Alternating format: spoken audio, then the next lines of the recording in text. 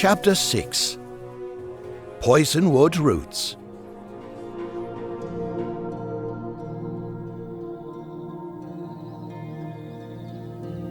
The morning continued to see the eye of the early sun peek out from behind the mountains and cast its light over the weary prisoners as they awoke to its warm rays.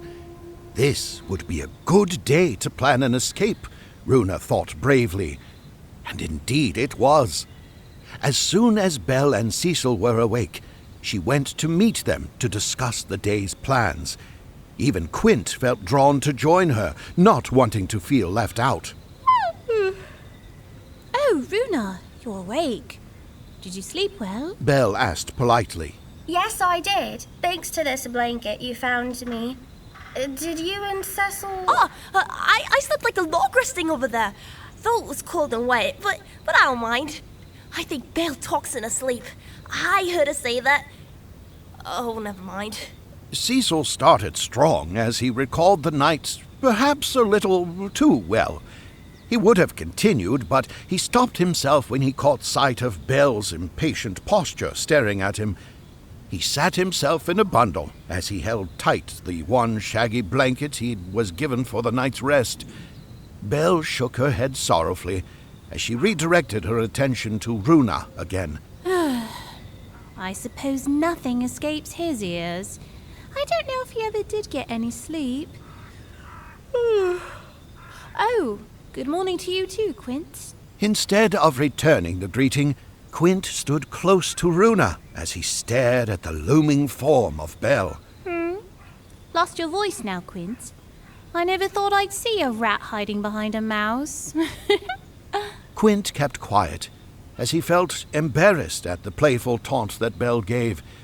In fact, he took a small step away from Ruuna before he spoke. Worry about getting us out of here instead of worrying about me.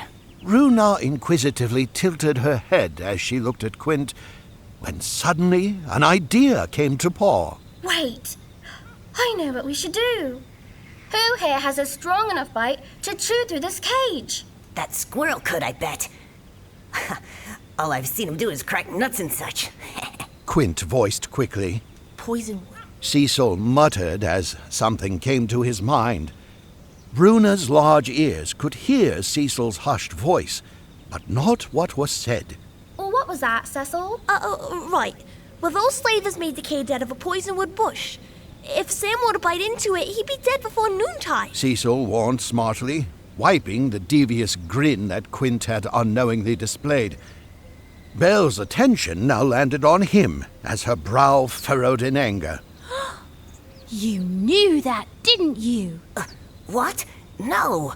I just thought that it would be a good idea. I didn't think it would hurt anyone. Honest. Quint squeaked as he tried to defend himself. Ruuna quickly stood herself between the two, with a voice of reason as she beckoned for a truce. Please! We shouldn't fight each other now. Let's look for another way we can use to make our escape. You're right. I'm sorry, Quint. I shouldn't have gotten angry at you. Quint still felt the slight of the charge and the distrust in the air. Yeah, I'm sure. He was miffed at the accusation of willingly wanting to harm another creature, even though he felt far superior to them somehow. Now, wanting to be left alone, he took to one side of the cage, away from everyone else, where he could stare out toward freedom. Ruuna watched Quint's sorry state a moment, only pulling her attention away when she noticed the small slaver camp not but only a few paces away. Staring hard, she noticed that only the two weasels called Red-claw and Stubb could be seen, still fast asleep in the crooked-facing tent, with its crusty old patchwork sheet nearly crushing the center support sapling under its weight. But Ruuna also noticed the absence of two less spears, and realized that Slagg and Scratchnose were nowhere to be found. Listen, I might have another plan, Belle. Remember how it took 4 of them to hold me still? Well, what if all of us could overtake just 2 of them? Belle looked in the same direction that Ruuna was staring, pondering her thoughts carefully. That could could work, but what if the others come back? What then? Well, you're a badger, aren't you? Why not take one of those big sticks like they have and give them a good hit each? I can't just do that. I'm not a battle-born fighter like my father. I've never killed a creature before in my life. Oh, well, Ruuna thought deeply. Staring at the ground now, she had another realization. Why not dig our way out? That's it! The two little moles could dig a path out while the few of us distract those horrible bandits. Ruuna, you're right. Good to use that head of yours. Let's get them digging together while you distract them. Soon, Belle had gathered everyone together and began coordinating everyone's efforts. The little mole siblings, Star and his sister Gemma, began to burrow a small hole into the earth with their large digging claws, whilst the others began to huddle around. Ruuna kept watch as the others guarded their digging friends, occasionally carrying a pile of dirt away to be discarded through the bars at one of the four walls. Red-claw was a sensitive sleeper. He would often toss and turn in his slumber, as he could never make himself comfortable enough. What didn't help was the delighted snoring from his sleeping companion beside him. Awaking again to the sound of Stubb's snoring, the weasel found that his weary eyes opened slower than usual. Oh, quit your grindy snoring, mate. It sounds like you're drilling a hole over there. Ugh. But the earthy grinding insisted, causing Red-claw to quickly lose his patience. Standing upright now, he decided to pay back the sleep he lost with a good swift kick to the behind. I said quit your snoring! Whap! Youch! I wasn't snoring, matey. I swear I wasn't. Well, if it ain't you, then who's be making all that noise? It'll make me ears bleed. Locking eyes a moment, both weasels came to the same realization. Quickly, they scrambled out and stared at the cage of prisoners only a few paces away. The sharp sunlight casted long shadows across the bars, making it hard to discern any details. Now reaching for his pike, Red-claw grumbled as he wiped the blurriness from his vision with his free arm. Right then, let's see what they're up to. Come on, Stubb! Oh, and why should a good beast take orders from a rump-kicking ruffian? As they got closer, the two weasels could now see that Ruuna was standing closest to the wall that faced the camp, while the others seemed to still be asleep under the covers in a pile near the far corner. The small mouse had a look of righteous indignation painted all over as she faced her enemies. Quit making that racket, mouse! All that grinding is making sleep hard for a good beast. Or, if you'd rather, I could tie you again to that tree instead. Citing nothing else out of the ordinary, the two looked about, as if to search for another cause for the noise.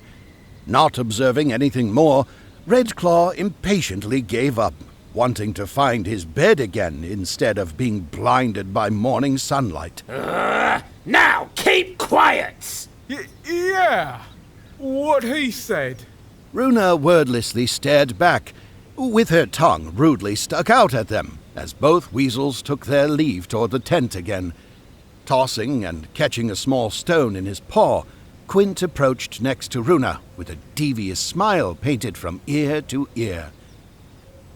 Now back inside the tent, Red-claw crawled back under his bed coverings to continue his slumbering a while more. Quiet curtains of muffled rest began to overtake the weasel, when suddenly a sharp rap at his footpaw cracked loudly.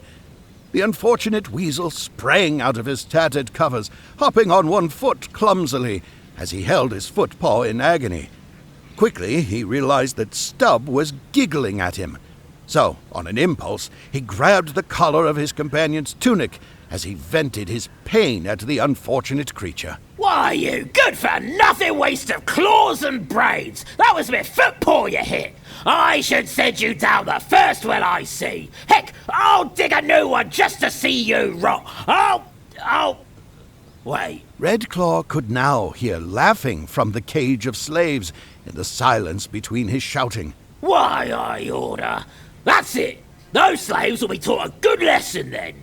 Red-claw stormed off and out of the tent again with his pike, only having been stopped in his track by the voice of Slagg now directing his attention onto him. You're what, mate? Last I checked, you were dozing late into sunrise again. But my footpaw was hit by a... Hey? I don't care what happened to your footpaw or any other part of you. You were supposed to keep watch of them. Both of you! But we didn't do anything. Ah, quit your whining. I won't hear any more of it. You'll be scavenging for food this morning, you no-good pair of empty guts. Well, don't just stand there. Get on with it. Red-claw snarled to himself as he slinked away to fulfill Slagg's command, with Stubb following close behind. At the cage, Ruuna, Belle, and Quint were barely able to hold back laughter as they watched the two weasels get their just rewards. The laughter was soon cut short, however, when the squirrel called Sam brought news to them. You three, come and see this. Hurry! Quickly and discreetly, they all managed to follow Sam as he led the way back to the hole they were digging. Ruuna pushed through the others to get a good view of the shallow hole that Star and Gemma were still crouched in. Soon they were helped out, and Ruuna could now easily see that thick roots were blocking the path in the hard soil. With a perplexed look on her face, Ruuna stared into the hole where dashed hopes lay. Star said, shaking his head. What are we going to do now? Sam asked worriedly. You're gonna sit there like good babes. That's what you'll do. Ruuna's brow furrowed at Slagg's remark, with her spirit now beginning to boil. Did you honestly think I'd have let you alone with those weasel brains? Why are you so evil? We never did anything to you. Ruuna asked seriously, with a quiver in her voice. Oh, I know. But this isn't about me now, is it? You'll be part of a bigger and better adventure over the high seas, remember? Where we'll never see our homes again. Is that right? Aye. Now you're remembering. And who knows? If you behave, you might live to see the next morn. And that means no more noise, right?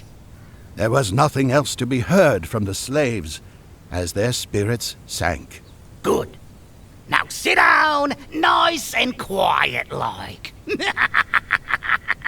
Slagg and Scratchnose now retreated inside the tent as the slaves huddled around the cage hopelessly. Belle snarled as she watched the evil gopher huddle in the saggy tent.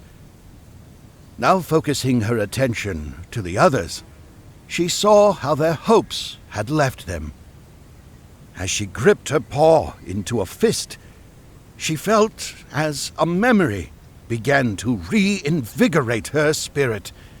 Now, standing tall over them, she spoke up, hoping to reintroduce encouragement to the others. We can't lose hope yet, friends.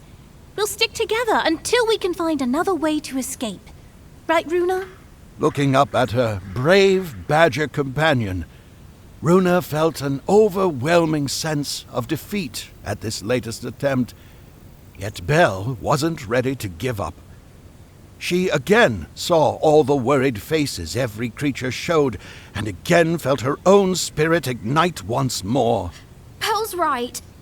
We won't lose our spirit. We'll find our freedom. But we haven't anything or anyone to help us. Brok said rightly. Well, Mum said that when all else feels lost, that we have each other. So, let's all stick together. Here, with me. Ruuna outstretched her paw toward the center of the surrounding group. Soon enough, Belle followed, lending her paw atop Ruuna's as a show of support.